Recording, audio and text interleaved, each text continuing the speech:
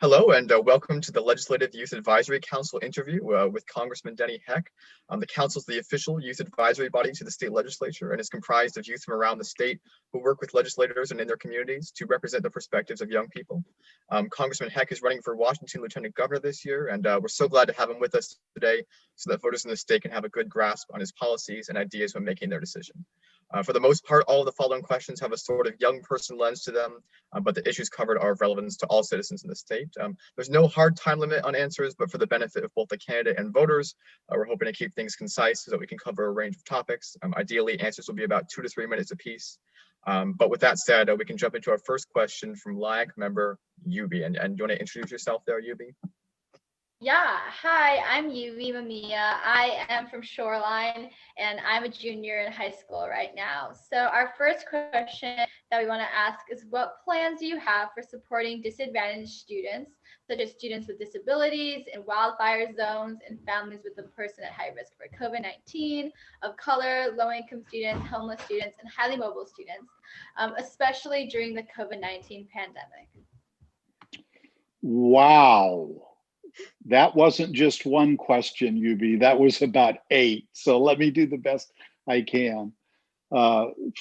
First of all, as it relates to the upcoming legislative session, I will try to put this in the context through which I see it, namely that we'll be confronted with the triple crises of the continuing COVID pandemic, the economic recession, which is hammering households and small businesses especially, and also a budget shortfall, which I think serves to threaten the services to the vulnerable, many of which you have alluded to.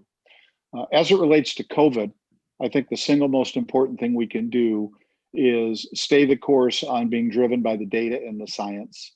I think Governor Inslee has by and large did a very good job in this regard, even though it's been very difficult politically to have to kind of issue the executive orders he does in order to do what he believes is keeping us safe according to the best advice of the public health officials. I will be an advocate for that. As it relates to the people that are subject to risk here, I think I'd go to my third crisis here and point out to you all that which you no doubt already know, which is we're confronting a $4.4 billion shortfall between now and the end of the next biennium, which starts next July 1st. And the first line of defense has to be to protect the vulnerable. People often ask me to introduce myself as a candidate, and what I tell them is the most important thing you can know about me isn't my kind of chronological biographical background, but what my values are. And so I tell them my most important value is standing up and speaking out and advocating on behalf of the vulnerable. And that includes many of those that you alluded to. I don't know if I got in an answer to that very complex and multifaceted question, Yubi, but if you have a follow-up as to a specific, I would be glad to try and do a better job.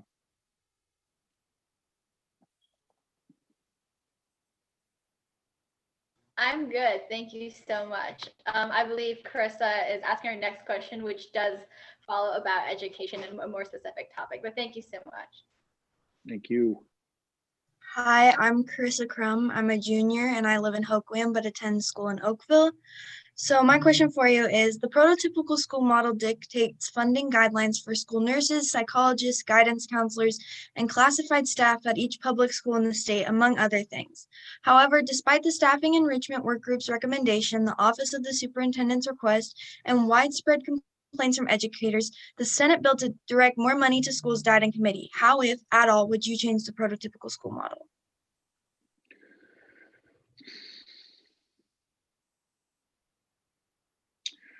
So, first of all, let me give you a little bit of that biographical background, which I just told you was the second most important thing you need to know about me. I have as my second most important value a commitment and belief in a strong education system, and that comes from three areas. Number one, it's the paramount duty of the state to make ample provision for the education of all children residing within its borders. Those aren't my words, those are the words of Article 9, Section 1 of our state constitution. Secondly, I am blissfully married to a woman who is a retired middle school teacher and principal. and she makes sure that I understand fully the issues associated with education. And number three is what I got from my parents. Now, my dad was the oldest of six, and when he came home from school at the beginning of the ninth grade, he was met at the door by his father, my grandfather, who told him in his broken English, "You can't go back to school anymore. You have to stay home and help save the family farm." And as a consequence of that, Carissa, he would say to us at least once a week at the dinner table, which is to say me and my three siblings, "They can take everything away from you but your education, so get one." So as a consequence of all of that, I have an abiding belief in the importance of education, and it is how I have lived my life. When I entered the legislature, I was elected to 5 terms in the State House. I eventually became chair of the Education Committee, but I was first the chair of the Historic Subcommittee on Basic Education, trying to make sure that we had not just adequate funding, but a formula that would guarantee that amount of funding for our public schools. So I have a lifetime commitment to this, both with respect to values, but also with respect to advocacy. As it relates to your specific question about some of what we generally refer to as the classified employees, oftentimes they're not certificated. They're not certificated to teach, although sometimes the counselors and the nurses have other kinds of certification. They're generally provided for under the classified portion of the formula. It's clear to us that in this day and age, especially in the midst of the pandemic, but coming out of it, that some of these, what might normally be considered ancillary services, are going to be absolutely central to ensuring that we have a strong educational opportunity for every child that comes in. And I might just close by saying that's why the largest organization that represents classified employees in the state gave a sole endorsement to my candidacy. Thank you. Perfect. My question's next here. My name is Kellen. I'm from Kirkland, Washington. And so the question for this one is, Washington has tried numerous times in recent years to pass climate change legislation through both the legislature and initiatives. However, the carbon tax failed, low carbon fuel standard died twice in a Democrat-led committee, and state carbon emissions are up 8% since 1990. So how would you use your role as Lieutenant Governor to make substantial progress in addressing climate change in our state, given the many failures in past years? So I find it a bit of a mystery too, as somebody who's spent the last 8 years in Congress, why it is that the governor's highest priority, a low carbon fuel standard, a bill and a proposal which has passed the state house twice, has not even been given an opportunity to pass out of committee or be placed on the floor calendar for consideration. I have considerable amount of experience in our state legislature over the years. And frankly, Kellen, I think sometimes what you have to do is call the bluff of those people who are signaling that they're opposed to it for whatever reason they are, for the minimum of holding them accountable for their opposition to it. Let me just say a word or two, however, about the importance of doing this. And oh, by the way, at the federal level, I am a co-sponsor of HR 763, the Carbon Fee and Dividend Bill. I think it's better to call this a carbon fee, Kellen, with all due respect, than a carbon tax, and I think you catch my drift. Look, if we want less carbon pollution, it has to be more expensive for us to carbon pollute. And in fact, all that would be doing is recognizing the cost which are externalized by virtue of our collective carbon pollution.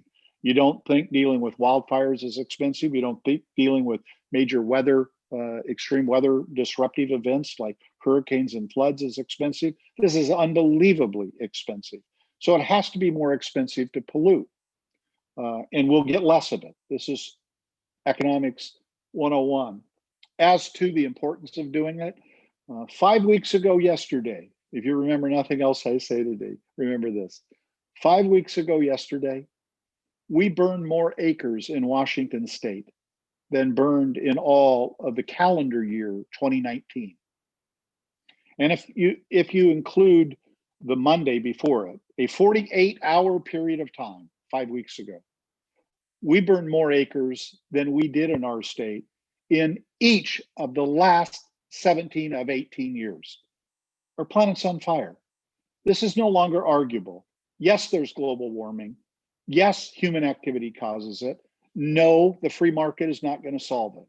We are way past time for us, frankly, to step up and adopt actual actions, not just rhetoric, not just goals, but do that which will reduce carbon pollution.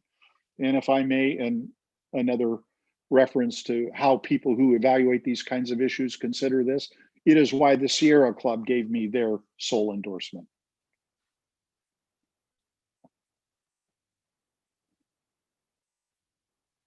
Thank you. All right, I think Jalen might be next here. Yes. Hi, my name is Jalen Sotelo. I'm a senior and I live in Vancouver, Washington. So your opponent, Senator Elias, supports universal single payer health care, and we're just curious, why don't you? So my position is very clear and unequivocal and has been from day one. I support universal health care coverage for all Americans in a way that is affordable and is of high quality. And I support any and all of those measures that will get us to that point as expeditiously as possible. And that's my track record. When I have been in Congress, I have been a constant advocate for both protecting and expanding the ACA. I have been a constant advocate for increasing Medicaid support for states so that they can continue to reduce the number of uninsured. I am a co-sponsor of measures to do that, as well as one to bring down the skyrocketing drug costs, which are the #1 cause of healthcare inflation. At the state level, it is critically important that we not only support the exchange, but that we support the implementation of the public option, which was granted by the legislature, and is not a given that it will be able to be implemented if we don't really get in and back it and make sure that it is possible. For sure. Thank you so much for your answer, Representative Heck. You're welcome. Hi, my name is Charlie Fisher, and I am a junior at Ridgefield High School. So Sputters, I live in, sputters. Yup, I'm a spud. Yup, the potatoes. And I'm a junior, and I live kind of in the Vancouver, Clark County area. So my question, or my next two questions, are kind of a segue to the topics we've been discussing so far. My question is, do you support defunding the police? Why? How would you include the voices of youth in relation to this movement/issue? So what I support, Charlie, thank you for the question, is that we more smartly figure out how it is that we are going to protect people and keep the peace. And that absolutely ought to include the use of unarmed people in many more instances to de-escalate situations where professional skills would be more appropriate rather than just those who are trained to discharge a lethal weapon. And so I've been pretty consistent in my advocacy of that. But I again want to take a step back, Charlie, and put this in the broader perspective. And it is the broader perspective of the importance of us not giving up on our unrelenting pursuit of more social and economic and racial justice. I actually think we have a window of opportunity here that doesn't come around very often. The last time I can remember it being here was in the mid-60s, where we made some good steps forward in civil rights and voting rights. Nothing like it has existed since, in my humble opinion. I think we have a chance now. And I was bolstered in my view that we have a chance a few months ago at a hearing of the Financial Services Committee back in the US House, which I was attended virtually. One of my colleagues there is a member from Kansas City, Missouri, named Emmanuel Cleaver. He's a former mayor of Kansas City, actually. Emmanuel is 75 years old, Black, an ordained United Methodist minister who still preaches every Sunday. And he was late to the meeting. He's also a lifelong committed advocate on behalf of expanded civil rights and civil right protections. And he apologized for being late to the hearing. And he said, I'm sorry, I'm late. I just came from a protest rally. This was closer to the murder of George Floyd. And he said, I want you to know I saw something I've never seen in my life. I'm 75 and I've been at it my whole life. I spoke to a crowd of 5,000 people, that according to the state troopers' crowd estimate. He said, I looked out over that sea of faces and I saw something I've never seen. At least 60% were white. He said, I take it there's something different this time. Now, the point of me telling you that, Charlie, isn't that this is going to happen on its own.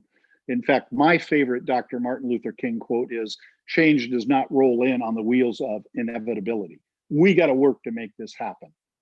Hard, work hard to make this happen. But I do think we have an opportunity that is different if we will but seize the day. And it's critically important, in my opinion. I mean, we're dealing with, well, look at me on camera, born white, male, therefore in the context of our society, privileged. You can see that for yourself. But we're dealing with 400 years of racism that is systemic.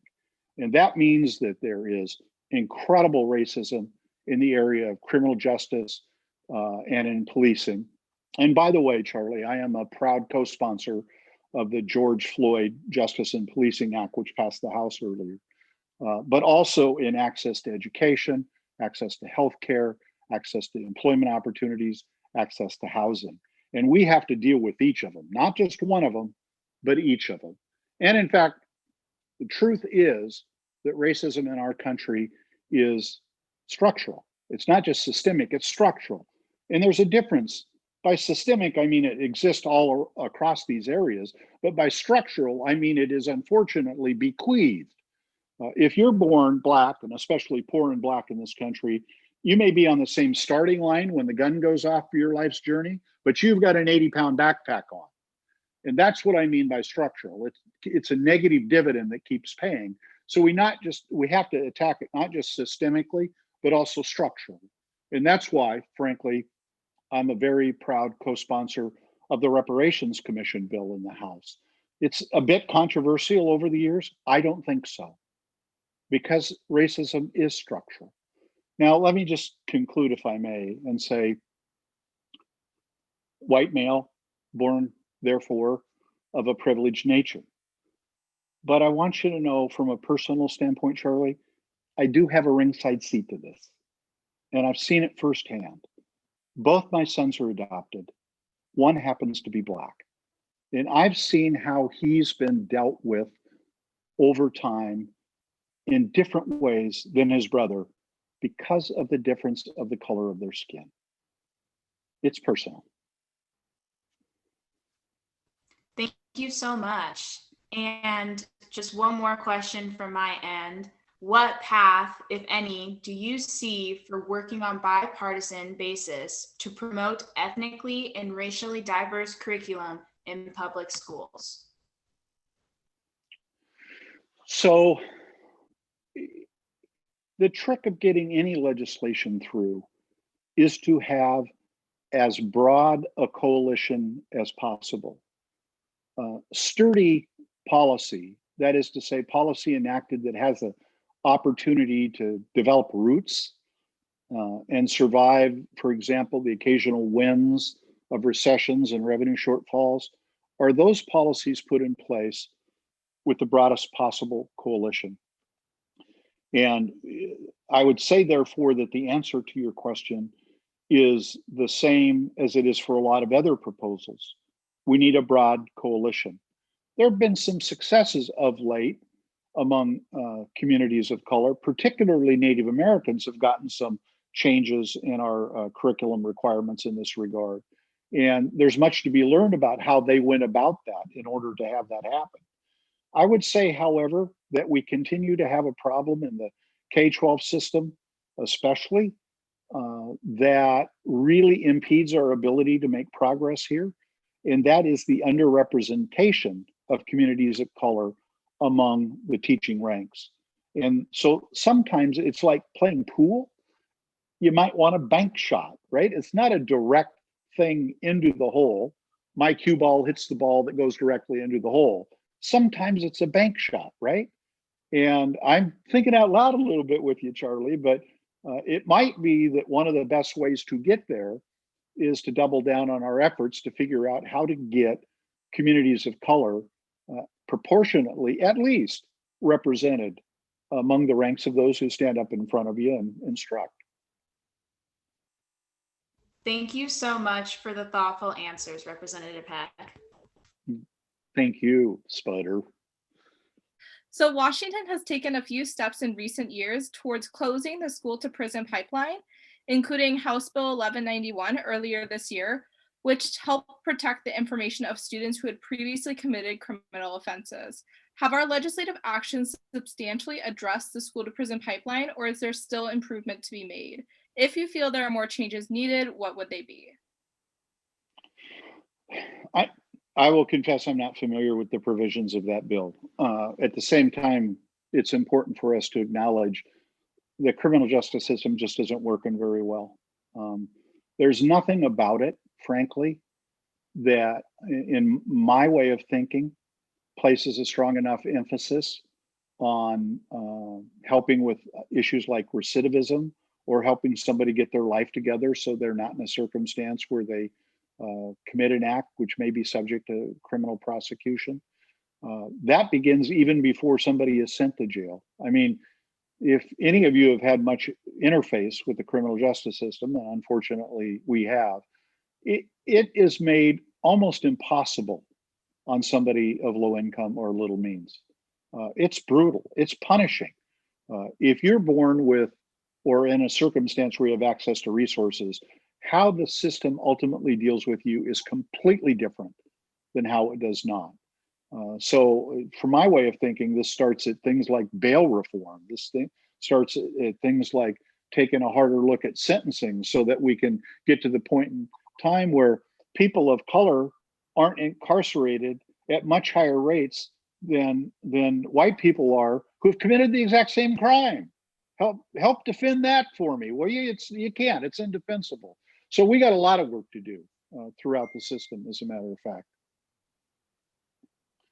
Thank you so much for your answer, Representative Heck. All right, so I have our next question. So Representative Heck, one of the main issues you're hoping to focus on if you're elected is the housing and homeless crisis. How would you address the unique educational and psychological impacts experienced by homeless youth? Well, first of all, by doing everything we can to ensure that there are fewer of them. Look, I have a mantra, pillow, blanket, roof. And what I mean by that is somebody who doesn't have a pillow to lay their head on at night, a blanket to keep them warm, and a roof over their head to keep the rain off, isn't in all likelihood going to be able to successfully deal with whatever other issues exist in their life, whether it's mental health, lack of a job, substance abuse, or the like. And it also means that if you're a school-age child, your ability to actually benefit and get the most out of your education is severely compromised. Much of this has to do with the fact that we have just a tragic shortage of affordable homes in this country. This is a national problem. This isn't just a Washington State problem. And it's also, by the way, not just a Seattle problem. It's a problem throughout the country. So supporting those programs at the local and the state and the federal level that increase the supply of affordable homes is absolutely critical. And when I say homes, I mean housing units. That could be an apartment as well, of course.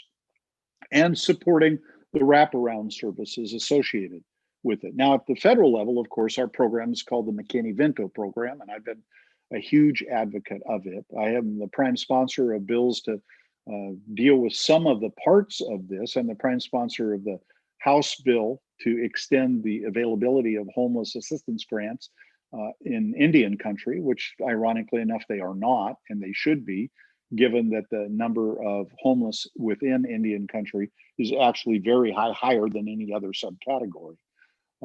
And, you know, I also, again, want you to know that this is not just a point of longstanding advocacy on my behalf. My wife, Paula, and I have put our personal money where our mouth is. One of the points of great pride in my life is I work with my local school district to establish something called the Principal's Emergency Checkbook Fund.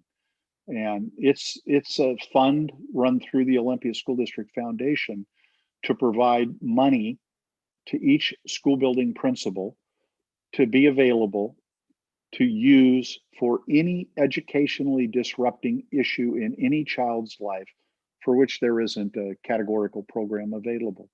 So we have an annual fundraiser to do that. My wife and I seeded that. And they come forward and tell stories about how they had to use that money to keep the gas on so people wouldn't lose their heat, how they had to pay rent so that somebody didn't become homeless, or how they actually would on occasion use that money to get a family living in their car at least into a hotel on an interim basis while they search for more permanent housing. Kids living in cars, kids couch surfing, they're not going to do well by their educational experience. Thank you. Yeah, thank you so much, Representative Heck. That's very important. So this is kind of tying into what you were talking about with school and how we can make sure that these children have the best education possible. So if elected as Lieutenant Governor, what specific steps would you take to encourage the civic education and engagement of students both inside and outside of the classroom? So one of the things that I had the privilege to being a part of in my life was co-founding and being the first CEO of TVW, the state's public affairs network, which is the analog to C-SPAN. I actually happen to think that TVW is the greatest civics lesson imaginable. And that's even before we get to the fact that TVW also has a civics education component, which is designed to promote civics education. I think we're at an inflection point in this country, actually, where we have to revisit the issue overall of civics education. Now, I lived through this period of time where we had an ever increasing emphasis on testing, and generally speaking, testing that was more narrowly focused at STEM, science, technology, engineering, and math, or whatever, English and math.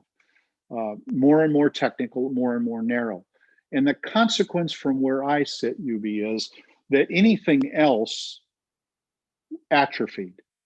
And by anything else, that would include career and technical education, that would include the performing arts, of which I am a passionate believer in, but it also included civics education.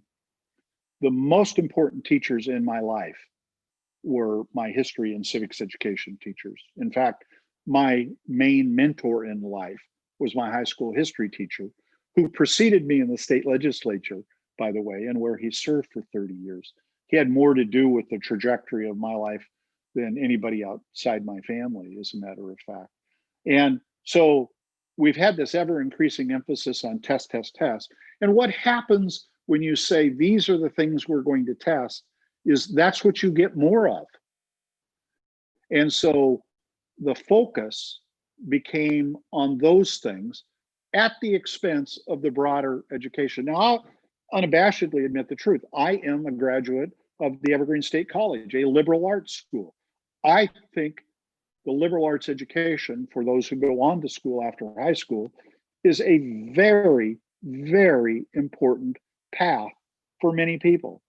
Indeed, notwithstanding the emphasis on technology, and I don't mean to say that it is unimportant at all. The fact is that some surveys show that liberal arts college graduates make more on average than the people who go through technical skills. So let's not diminish the importance of a strong liberal arts education in this society. And that includes civic education, which we have, again, de-emphasized at our risk, at our peril. Just look around you, UB. Look at the state of civic discourse in this country. It is abysmal. Look at the lack of, here's the deal.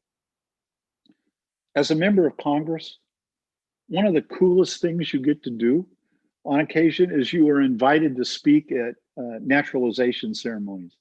And, you know, I will cop to this, confession time. I'm an incredibly sentimental person, and I can't go to those things without crying. They are just so uplifting beyond belief. And in fact, that we cannot do one this year because they had me scheduled the keynote one. As a consequence of the COVID, we're not doing it, and it just breaks my heart. But here's the deal. A multiple of people who are naturalized, I think it's 3 times, well, it is 3 times as many. 100% of the people that I stand in front of who raise their right hand to become citizens, 100% have passed the citizenship test, because you can't become one if you don't. You know what percent of the native born population passes that when administered, according to surveys? About a third. So if you're born here, evidently it's a license to be stupid about the heritage of your country. And that's not all their fault. It is a consequence of the atrophy of our civics education program. Pardon me, I find myself getting passionate about this. I apologize.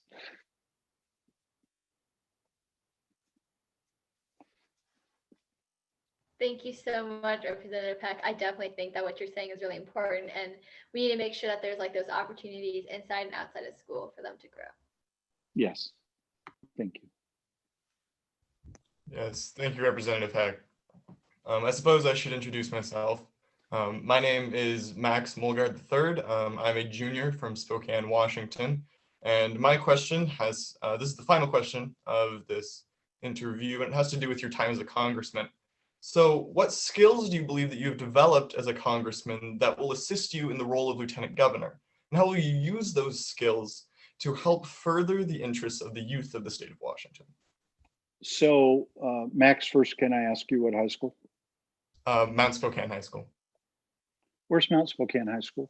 It's up north in Colbert. Okay, good. She who must be obeyed in my household is a Spokane native, which is why I asked. Again, I want to step back a little and suggest to you that it's just not the skills that I've had the opportunity to develop in Congress, but I hope the skills I've had an opportunity to develop throughout my career that can be brought to bear on the job of lieutenant governor. So briefly, let me recount that for you, if I may, please. First, I was elected to the State House of Representatives for 5 terms, and I was asked by my colleagues to serve as majority leader. And by the way, that occurred when I was 24 years old, because I believe that then, as I do now, young people have a great deal to offer. I then served as chief of staff to the governor of our state at the time, Booth Gardner. And as chief of staff, I was the chief operating officer of state government. That meant that major agency cabinet directors were direct reports to me. And then thirdly, after Governor Gardner retired, as I indicated earlier, I co-founded TVW. After that, I spent several years in the private sector. I co-founded a company with 2 employees, and through their hard work, we built it to more than 300 employees. And then I was elected to Congress. So really, the skills that I would bring to bear on being lieutenant governor, should I be given that opportunity and privilege, have accumulated through all of these experiences. In fact, I think they give me a very broad view of how to go about successfully functioning in an organization, sometimes leading the organization, sometimes letting the people lead to get us to an outcome. And that includes a belief that our outcomes are always strengthened by the more inclusive we are. And they're always weakened by the less inclusive we are. And that inclusive, of course, includes people who are young. This matters a lot to me. And I'll just finish with this story. When I was considering running for Congress, when we had a surprise opening in this congressional district, my godson said, you know, you haven't been to Washington, D.C. in 15 years. I think you better go back and kick the tires. And I said, okay. I didn't want to, but I did. I got on the plane. We went back to Washington, D.C. This is a true story, every word of this, by the way. And we walked around and I met all the notables. And we were walking through Statuary Hall. I don't know if any of you have had an opportunity to visit that yet. And he was looking around and gazing wide-eyed and said, well, as I am in the midst of my decision to run, to not to run, he says, if this doesn't do it for you, I don't know what will. And I turned to him and I said, Tommy, it doesn't do it for me. This is a bunch of marble and granite. That's not, to me, why I would run. Why I would run is something else. So he goes, oh, okay. So we see the rest of our people. We get on the plane to come home. And I tell you, the wheels are barely up. And he flips down his tray and he gets out his notepad and his pen and he goes, okay, we're going to list the pros and cons. He really wanted me to run. The pros and cons of why you should run. And we had this list of pros and we had this list of cons. And one of the pros was, I'll put it in a few more words than I actually wrote it down, the opportunity to work with young people at the beginning of their journeys. And I put that down because of all the profoundly important people that had mentored me, like the high school teacher that I alluded to before, that made such a difference in my life, and how grateful I was to have been the recipient of that. And this is the truth, Max. That was the balancing entry. That's why I ran for Congress. Because of that opportunity to work with young people is so gratifying. And in fact, after 8 years in Congress, the young people in my office that I've worked with is the source of greatest gratification. And by the way, if you just want to make sure that I'm not making this up, I wrote my memoir 3 or 4 years ago. It's called Lucky Bounce. It's still available on Amazon.com. And I told that story then too, because it's true. Every word of it is true. Incredible. Thank you so much, Representative Heck, for sharing your story with us. Thank you, Matt. So yeah, I'd like to thank you so much for doing this interview. Really appreciate you coming in and sharing your perspective on things. Before we let you go, are there any final words you'd like to share directly to the youth of Washington who are going to be watching this later? Get involved. You're never too young to get involved. I'll tell you one more story. So I run for the State House of Representatives. I'm 23 years old. At the time I ran, I turned 24 before the election. And I'm very self-conscious about being young. And I'm thinking as I'm out doorbelling or canvassing, that every door I go to would be answered by somebody who would say, how old are you anyway? And I never got over it despite the responses. And my reaction to that was, I grew a mustache. In all my campaign brochures, I looked very stern because I thought the smile would make me look youthful. I borrowed my niece and nephew for my campaign brochures, although I clearly indicated they were my niece and nephew. I didn't lie. And I did everything I could to seem older. And I kept going door to door. But here's the deal. They would answer, and on the rare occasion, and they did, ask, how old are you anyway? And I'd say, well, initially I said, I'm 23, but I'm almost 24. And then I said, well, I'm 24 years old. 100%, not 90, 100% of the people said, good, it's about time we got somebody young in there. So you stay involved, go big, go bold, apply the standard that I just shared with you in every race except my own about the youth. Perfect. I appreciate it. I appreciate it so much. Thanks for logging on today, having this conversation with us, and look forward to seeing the results on election night here, or possibly after. Yeah, who knows? Thank you all for being involved, and thank you for allowing me to spend the time with you very much.